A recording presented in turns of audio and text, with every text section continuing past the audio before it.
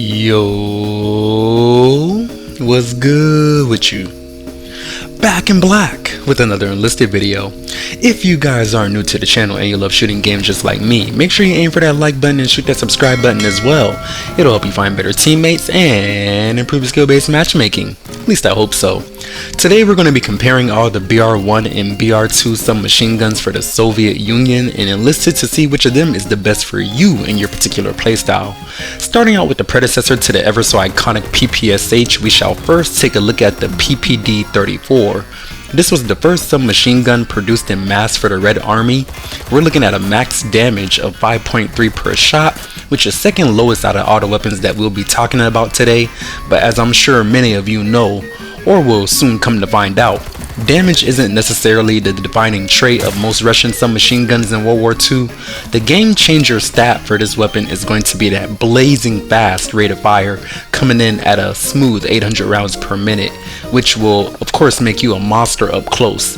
which is where a submachine gun should excel anyways. Bullet velocity for all the submachine guns we're going to be taking a look at today is going to be cemented at 450 meters per second, and if you look at it by nation, 450 meters per second is actually on the higher side for all submachine guns generally speaking in terms of bullet velocity. So in practice that just means you can stretch the gun out a little bit further range wise, and the bullets won't seem to take as long to hit the target when you actually shoot.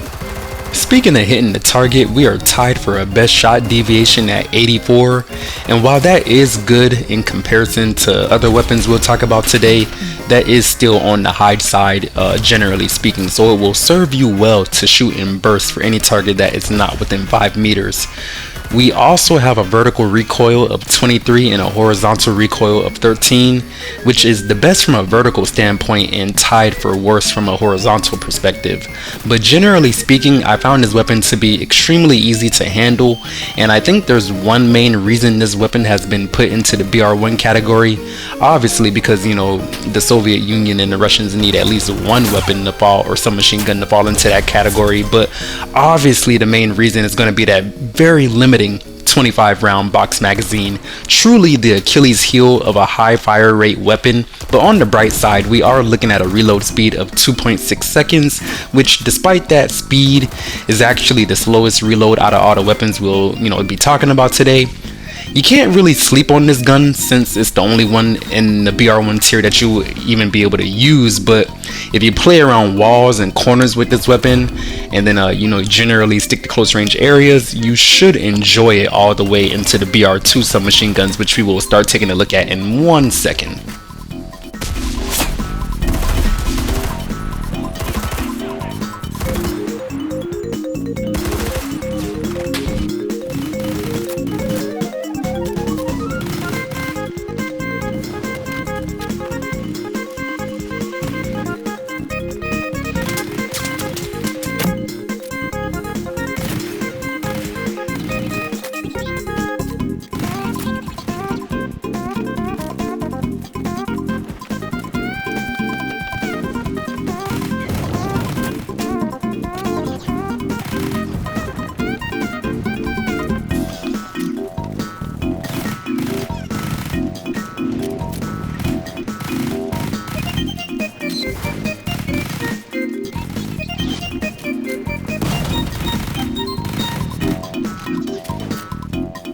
Moving on to the PPS-42, this was a more simplified, less cumbersome, and less expensive way to meet the Red Army's demand for more submachine guns. Unfortunately, we are starting out with some hypocrisy in the weapon description, because even the developers pointed out how this weapon features a long barrel for improved bullet velocity, but it's literally not translated into the game stats in any way, shape, or form, because as I mentioned earlier, the bullet velocity for all these weapons we'll be talking about today is cemented at 450 meters per second.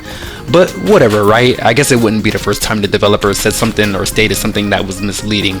Damage wise, on the other hand, we are moving up a smidge to 5.6 max, but the difference is so minuscule that the time to kill should more or less feel the same, if not slightly slower, especially when you factor in this weapon's substantially lower fire rate at 600 rounds per minute, which is almost blasphemous when you think about how Soviet submachine guns are supposed to perform in general. But the reload time is pretty good. essentially the same at 2.7 seconds, and we do get a shot deviation that is slightly worse than the PPD 34 at 87. But there are a few stats that make this weapon pretty unique, and crazy to think I haven't mentioned it yet, but this weapon does get a 35 round box mag instead of the 25, so a clear advantage is being presented there in that area as far as staying in the fight and clearing out entire squads. But aside from having a larger magazine than the PPD, what makes this submachine gun stand out and special in comparison to the PPD and the other submachine guns that we'll be talking about today is the recoil control, as this weapon is very unique in the sense that it has a recoil control percentage at 70%, where more often than not that percentage of recoil control usually comes back at 60. So it goes to show that this weapon is the one that's meant to basically provide you with the smoothest experience when it comes to controlling your recoil in the middle of a firefight. To be more descriptive, we have a vertical recoil at 27 and a horizontal recoil in the single digits at 8. So essentially, again, it just goes to show how much of a laser this weapon is going to be. So if you are one of those players who prefers your submachine gun to have more accuracy over fire rate, then this is going to be the one for you to choose in those BR1 and 2 ranges. And as you can see in the gameplay, if you participated in those super cool events a long time ago, you can get this really nice looking red PPSh to bring along with your squads as well. So some more incentive to use it.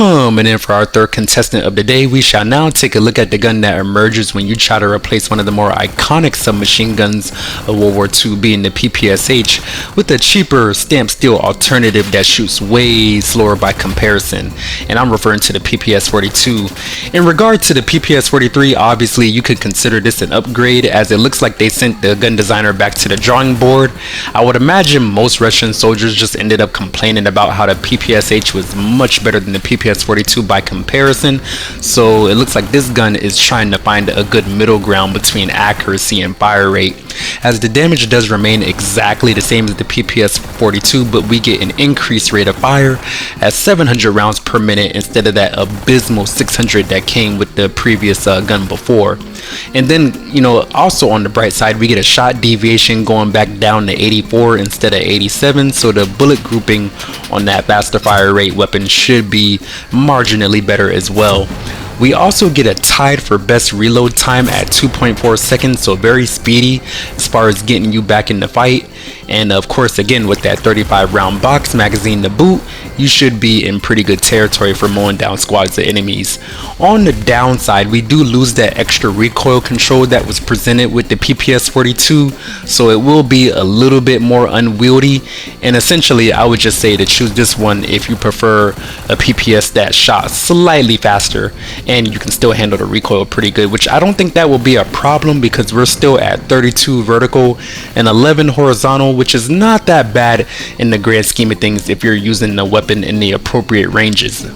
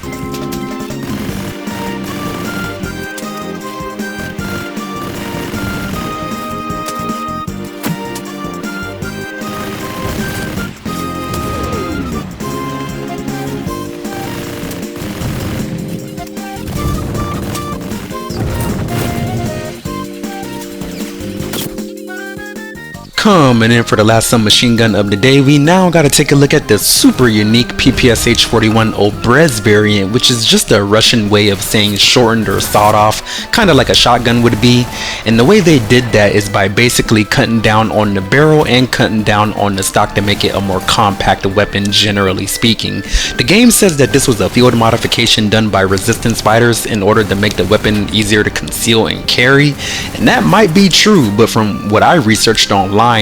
it was more so a field modification done by frontline soldiers in order to make the weapon easier to maneuver when it came to like urban fighting and moving around in the trenches. Neither here nor there, we are seeing a pretty alarming reduction to our max damage at only 4.6 per shot, but I guess that's something you don't necessarily have to worry about, as we get an outrageous fire rate coming in at a blazing 1000 rounds per minute. Coupling that with the same 35 round box magazine as two of our other submachine guns, and it's clear to me that close range is going to be your wheelhouse with this weapon.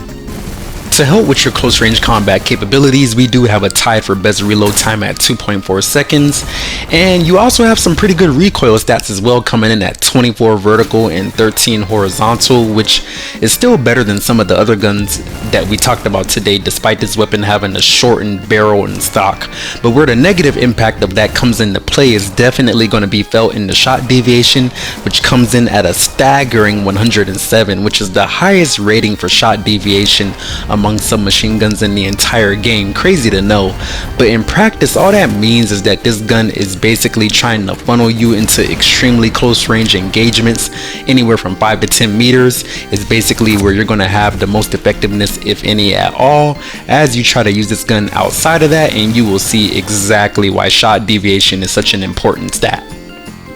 So with all that being said, as far as my overall rankings go, I have to go with the PPSh 42 for 4th place, as this one has the slowest fire rate out of the bunch, and despite that extra recoil control, it's not 100% needed in the ranges that you're supposed to be operating with this weapon anyways, nor does it have the damage or TTK to warrant usage at medium range. Coming in at 3rd place, I gotta go with the PPD 34, which I would still take over the PPSh 42 despite that smaller magazine size. It's still worth it when you look at the fire rate difference and near identical reload time. Only exception is the red PPSh 42, which I just like that for aesthetic reasons, but neither here nor there. Again, when it comes to 2nd and 1st place, that was a little bit harder for me to choose, because when I think about it a little bit more, it really comes down to whether you respect niching at super close range more, or if you would prefer a submachine gun with a little bit more versatility. And if you ask me, then I would say that versatility is definitely the way to go,